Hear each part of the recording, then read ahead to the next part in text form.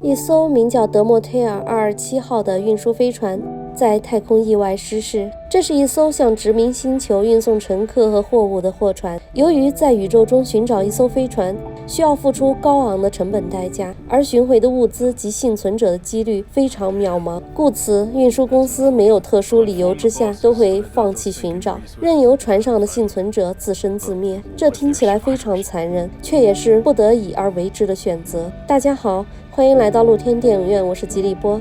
今天给大家带来成人科幻动画片《拾荒者的统治》。如果你还没看过这部动画片，那你一定不知道自己错过了什么。现在就跟我来看一看第一集吧。失事的飞船漂浮在太空中，逃生舱坠落在附近的一个未被开发的陌生星球上。这是一个同样拥有空气和水，却衍生出一套与地球截然不同的生态环境的神秘世界。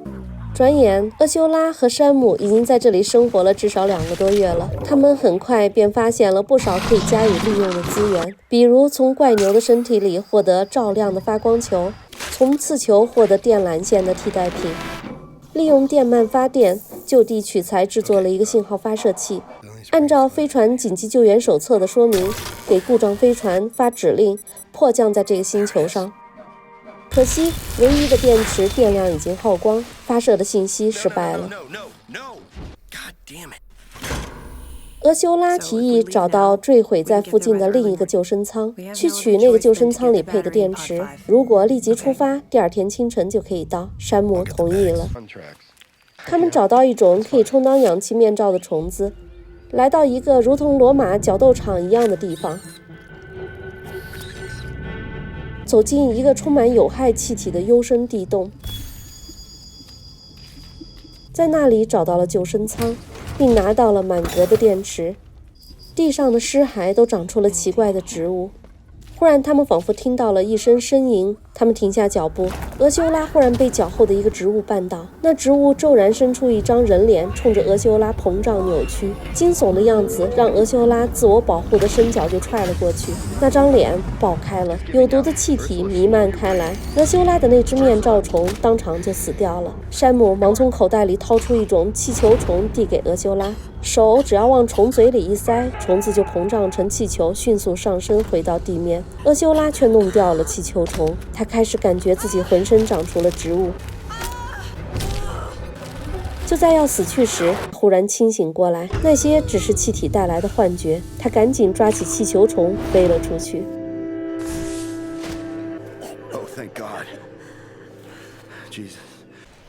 一只鸟飞到一根大柱子上，马上和柱子融为一体。树下是幸存者阿奇，还有他的助手机器人利瓦。阿奇在利瓦的帮助下成功安营扎寨，还建造了一个小型蔬菜种植场。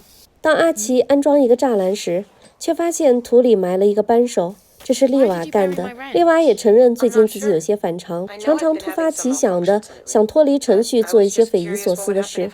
阿奇检查了利瓦的电路板，发现上面被一些黄色的粘液菌覆盖了，但利瓦却表示这种生物可以帮助自己修复损坏的电路。机器人絮絮叨叨地解释，阿奇却没有耐心听下去，他只关心这个利瓦的服从性和威胁指数是否在安全范围之内。在确认了利瓦的安全性后，阿奇要求利瓦当晚就再次启动自我诊断，查看有没有存在什么故障。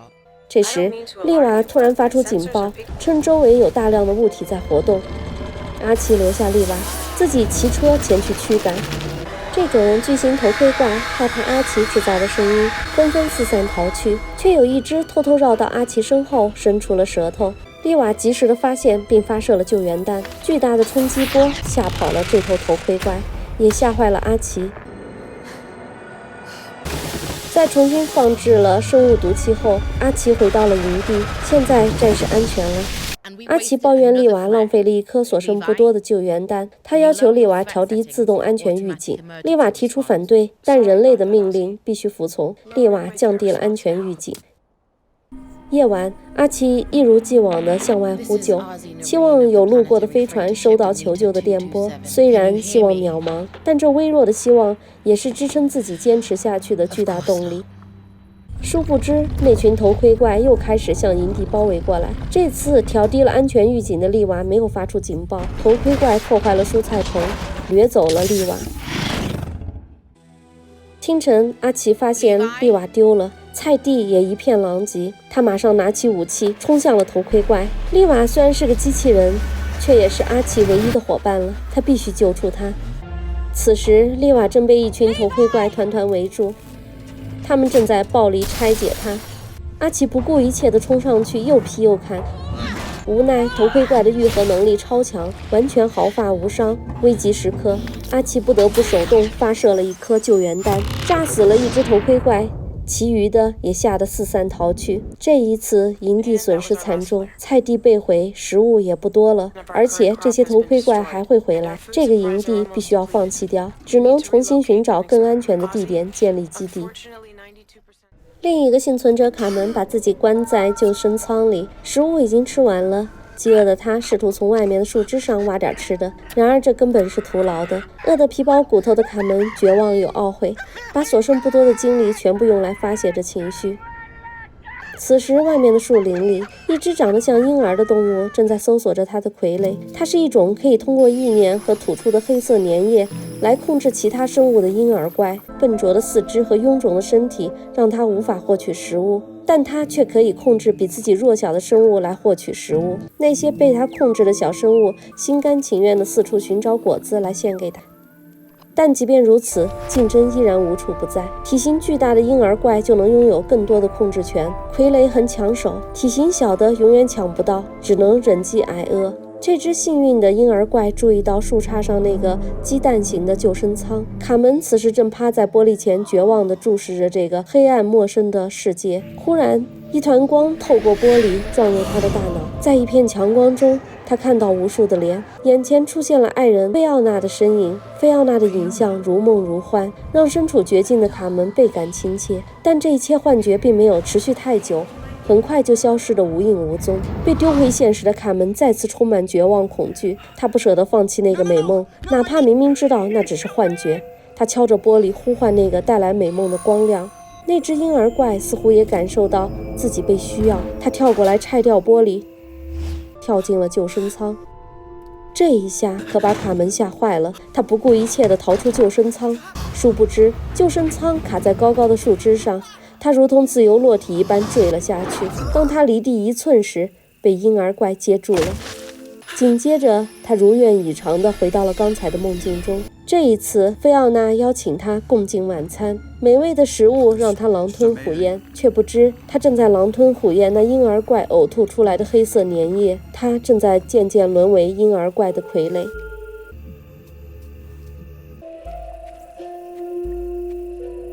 信号发射器在充足的电力支持下，终于发出了一组信号。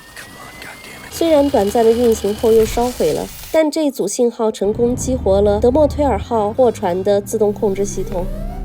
飞船搜索到指定的着陆地点，向这个未知的星球飞来，划过黑暗的夜空。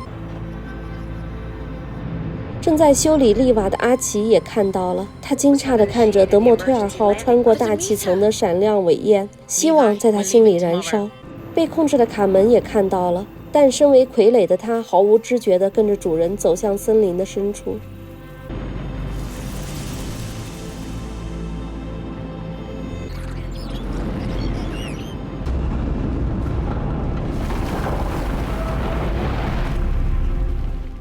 好的，剧情就介绍到这里。本片的烂番茄影评人评分100分，观众评分97分。这是一部非常奇幻的成人科幻动画片，它讲述了一个迫降在一个美丽、奇怪且危险星球上的多名幸存者努力寻找他们的货运飞船的过程，这是他们唯一逃离这个恶劣地方的希望。但是这个星球拥有自己独特的生态系统，对这些毫不知情的人抱有不同的计划，而他们要活下去，就需要动用他们的头脑、身体和灵魂的每一寸力量。这部动画片就像是吉卜力工作室和美国漫画小说《烽火世家》的融合体一样，背景具有迷人的水彩外观，而角色设计感觉就像用彩色铅笔勾勒出来的，直接从漫画书的页面上撕下来一样。动画是由 Titmouse 工作室制作，他们曾参与制作过《大嘴巴》、《沃克斯与马基娜的传奇》以及《星际迷航：下层舰员》等众多动画节目制作。但拾荒者的统治无疑是他们迄今为止最成功的作品。在整部片子的每一集，无时无刻不给观众带来盛宴的享受，脑洞大爆发的设计让人不禁叹为观止。总之，这是一部不容错过、极力推荐的动画片，没看过的小伙伴一定要找来看看。好的，今天就聊这么多。本剧已经全剧放出，我们会逐集更新，欢迎你与我们重温。喜欢本剧的朋友请点赞关注，以免错过观看。谢谢大家光临露天电影院，我是吉利波，希望大家在留言区与我们交流互动，我们下期见。